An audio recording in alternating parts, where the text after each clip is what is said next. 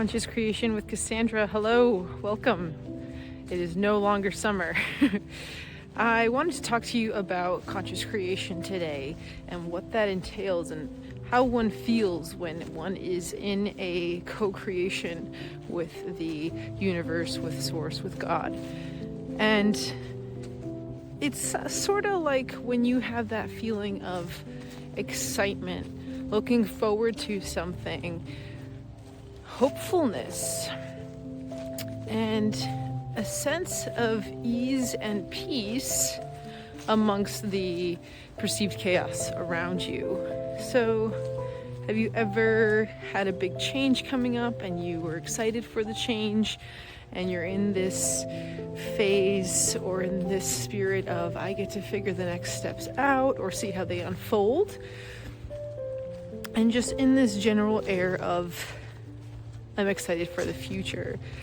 There are things that I want, so having defined or thought about some or dreamed up some wants and then holding onto that energy of that want, or hope that things will be better in the future.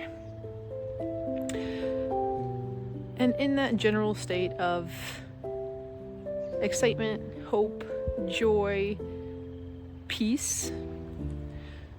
So when we are in that peace and hold on to that hope or that desire for the future to be better or for something to be different, we are sending our desires out to the universe, to God.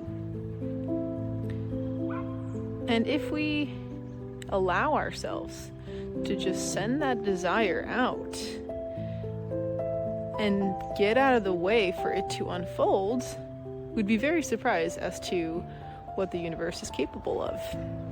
Instead of us figuring out every aspect, we could actually just get out of the way of that creation, that co-creation to take place. We do this by being in the vibration of the thing that we want. So, what does that mean? That means instead of thinking about the lack of the thing, we think about having the thing. We are in thought vibration, in feeling vibration of having that which we want, as opposed to being in the thought or the feeling vibration of that which we lack. Because that which we are in vibration with is what we perpetuate. So when we send a rocket of desire, as Esther Hicks says, we then step out of the way and let all that unfold by simply just being and tapping into that vibration of, I already have this already exists for me, I am already this person.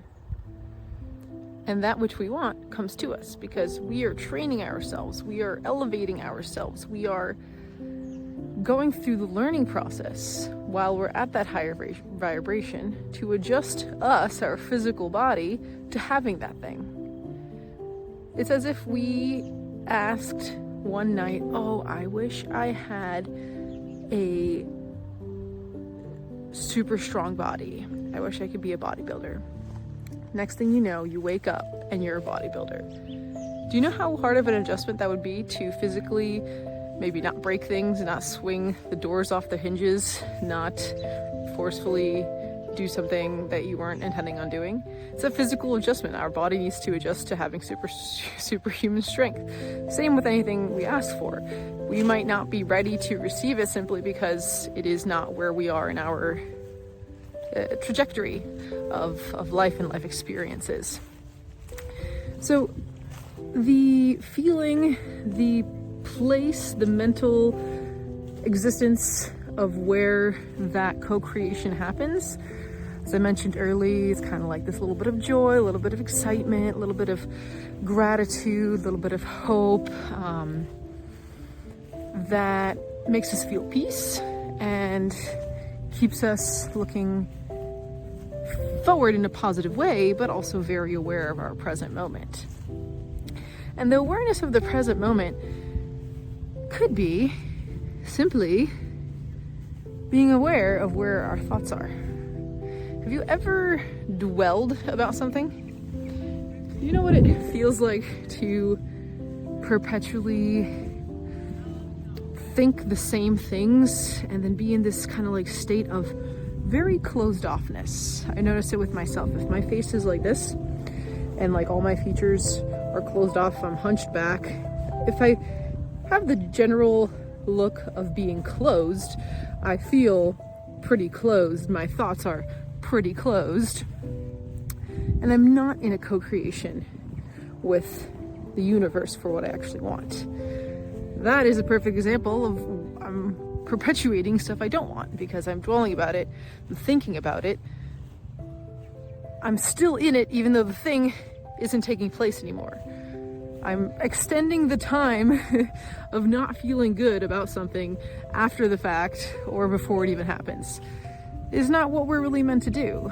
Yes, we have a survival mechanism. Yes, we have training biologically to keep ourselves safe, but there's a degree where we need to realize what we're thinking about and be like, is this worth my time? Is this worth perpetuating? Is this what I want to perpetuate? And really be like, no, I want to perpetuate happiness and excitement. So I need to look forward to something. I need to create something to be happy about. I need to just feel gratitude for where I currently am and have that openness, that relaxedness, the shoulders back, the undue tension in the forehead, the ears pulled back, head a little bit up, in this air of open. Like, I'm open to see what happens. I'm open to see what unfolds. I'm open to be present in this moment as opposed to being super caught up and closed off from the beautiful experiences, the beautiful sunset I have here in the background. So it is a choice, a conscious choice as to what we pay attention to and what we concentrate on. When we catch ourselves not being in the vibration that we want to be in, when we catch ourselves not thinking the way that we want to think, we then have to exercise that muscle to flip us back into positivity, into gratitude, into hopefulness, because that will perpetuate itself if we stay in that vibration. All right, I hope that helps.